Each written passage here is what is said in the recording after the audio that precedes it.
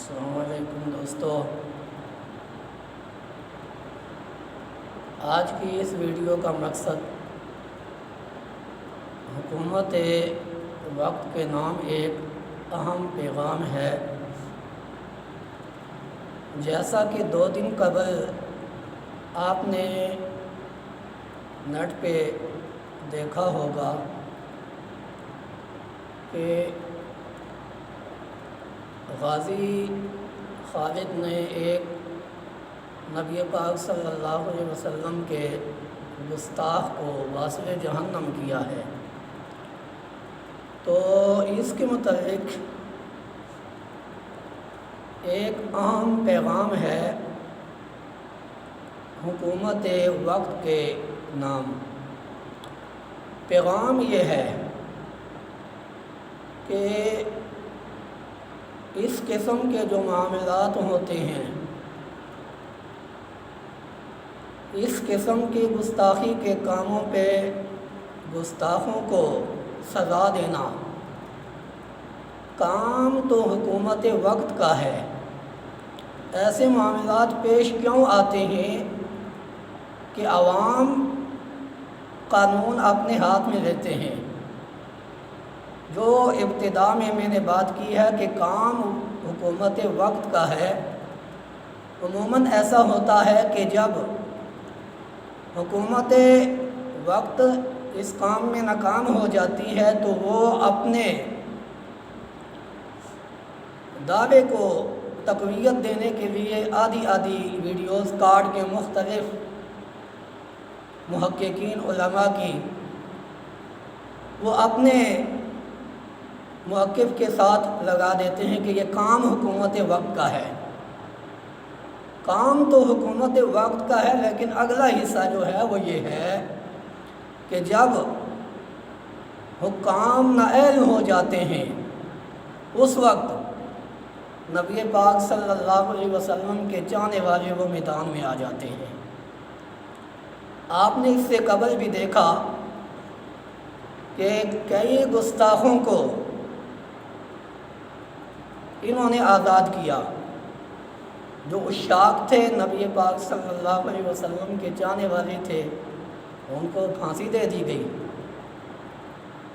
جب قاضی کا قلم صحیح فیصلہ نہیں دے سکتا اس وقت غازی میدان میں آ جاتے ہیں۔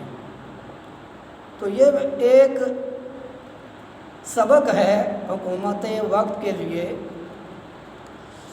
کہ جب ان سے صحیح فیصلے نہیں ہو پاتے تو جب غازیان اسلام میدان میں آ جاتے ہیں، عدالت میں جج کی موجودگی میں ایک ایسے شخص کو 2 سالوں سے جس کا مقدمہ چلتا ہے تو پیشی پہ پیشی ڈال دی جاتی ہے، لیکن فیصلہ نہیں ہو پاتا۔ اب اسی جج کے سامنے ایک غازی اسلام کا اس گستاخ مصطفیٰ کو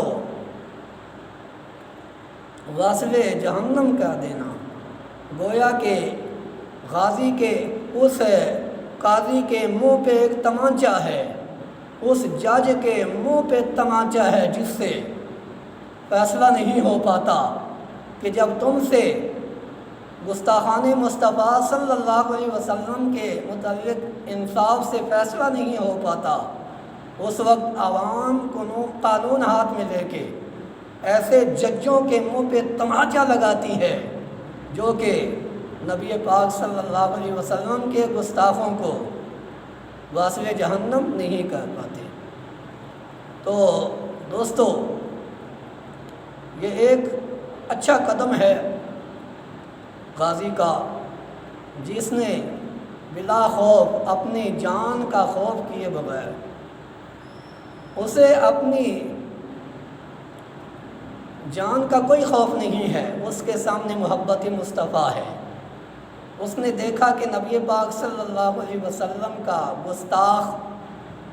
گستاخی پہ گستاخی بھی کیے جاتا ہے، لیکن اس کو کوئی سزا نہیں ہو پاتی۔ تو اب اس نے کہا کہ نبی کا جو گستاخ ہوتا ہے اس کی یہی سزا ہوتی ہے کہ اس کو واسطے جہنم کیا جائے۔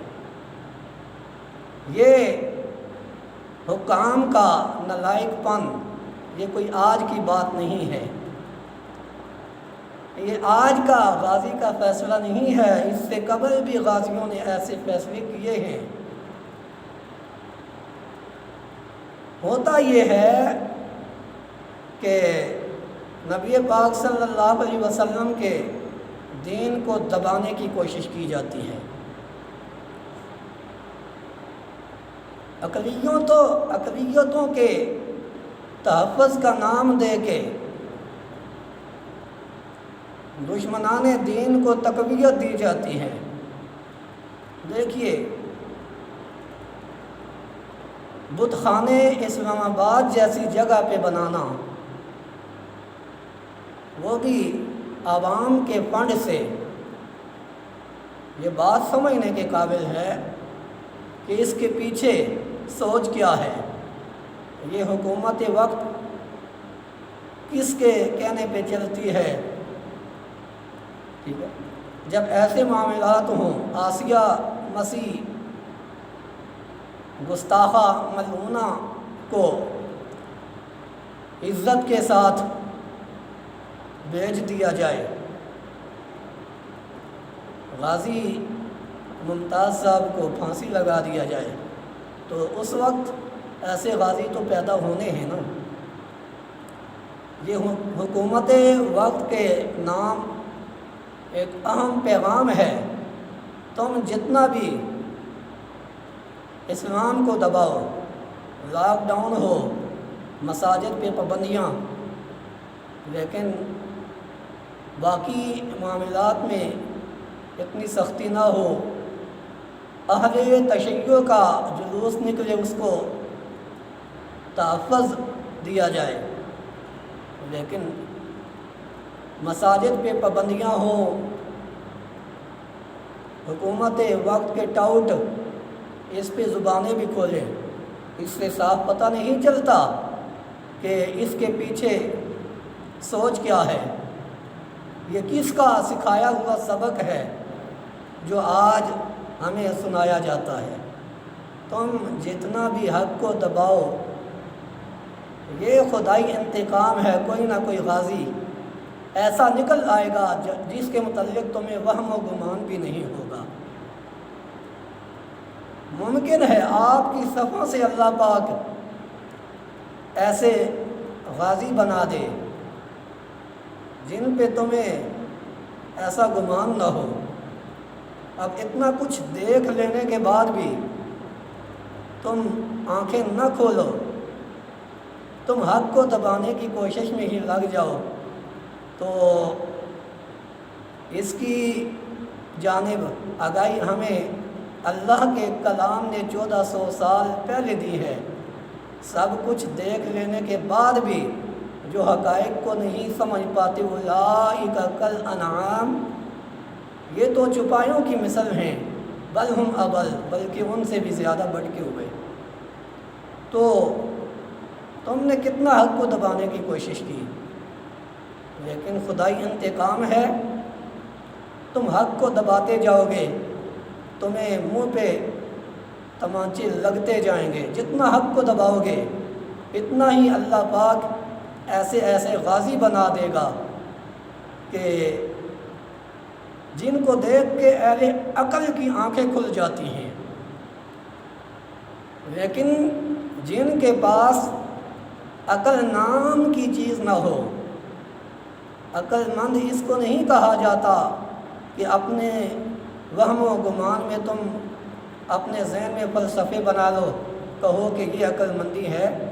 عقل مندی اس چیز کا نام ہے کہ نبی پاک صلی اللہ علیہ وسلم کے دین کو تقویت دی جائے، ٹھیک ہے، انسان کے سامنے اپنا انجام ہو کہ میں نے اللہ کے سامنے پیش ہونا ہے، یہ عقل مندی ہے۔ تو جب ایسے غازی پیدا ہوتے ہیں، ان غازیوں کا پیدا ہو جانا، ان کا ایسے قدم اٹھانا اہل عقل کے لیے یہ ایک سبق ہوتا ہے، وہ تو سمجھ جاتے ہیں کہ حق کو جتنا بھی دبایا جائے حق کبھی دبتا نہیں ہے۔ اللہ پاک حق کو بلندیوں کی جانب لے کے جاتا ہے، لیکن وَمَنْ كَانَ فِي هَٰذِهِ أَعْمَىٰ فَهُوَ فِي الْآخِرَةِ أَعْمَىٰ وَأَضَلُّ سَبِيلًا۔ جو اتنا کچھ دیکھ کے دنیا میں اندھے بنے ہوئے ہوں، ٹھیک ہے، سب کچھ دیکھ لینے کے باوجود بھی اندھے بنے ہوئے ہوں، بس اسی کوشش میں ہوں کہ کوئی نہ کوئی ایسا کام کیا جائے جس سے حق کو دبایا جائے، گویا یہ ان کا اندھا پن ہے۔ حق دبے گا نہیں، لیکن ان کا اندھا پن عیاں ہوتا جائے گا۔ اس دنیا میں بھی اندھے ہوں گے، قیامت کے دن بھی اندھے ہوں گے، یہ اللہ کے پاک کلام کا فیصلہ ہے۔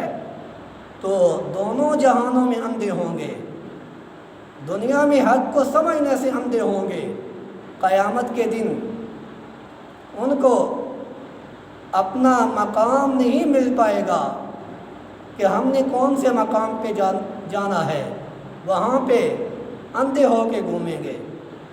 تو یہ اپنے انجام سے غافل ہو جانا یہ کوئی عقل مندی کی بات نہیں ہے۔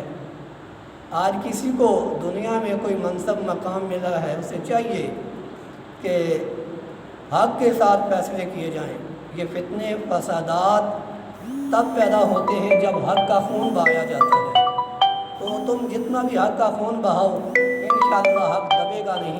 اللہ پاک سے دعا ہے کہ غازی خالد جتنے بھی غازیان اسلام ہیں، نبی پاک صلی اللہ علیہ وسلم کے ناموس کے محافظ، اللہ پاک ان کو استقامت بخشے و ماتم